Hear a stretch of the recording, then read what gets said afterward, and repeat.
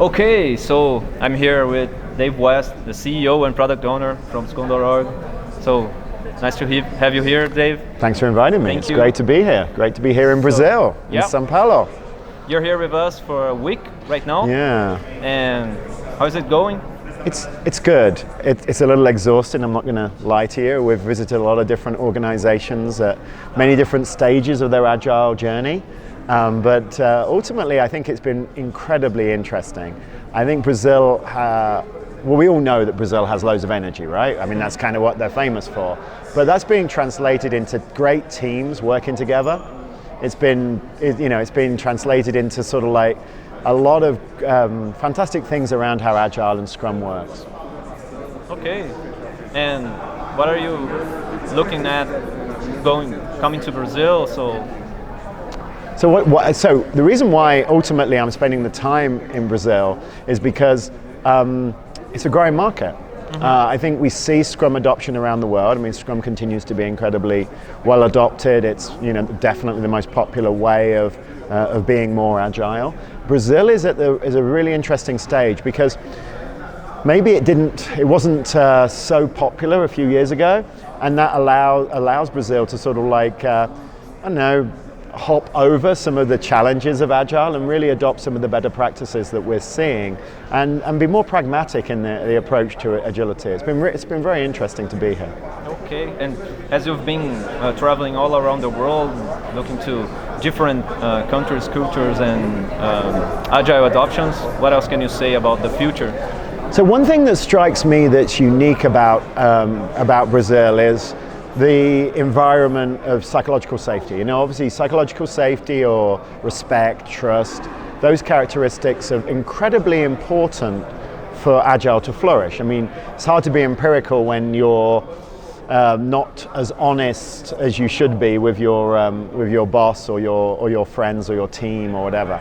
So in Brazil, there's a very nice environment. People are more friendly. People are more kind.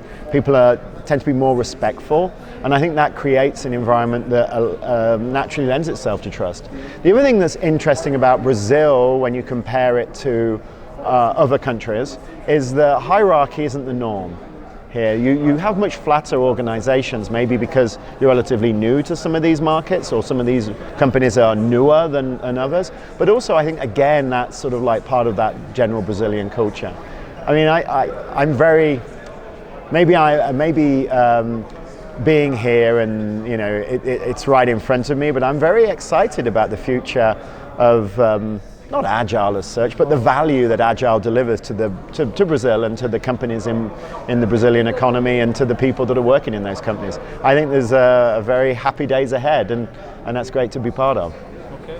So as we are a new market and we have lots of companies just moving on, just starting this journey, can you fill it with 3 bullet points on how to start?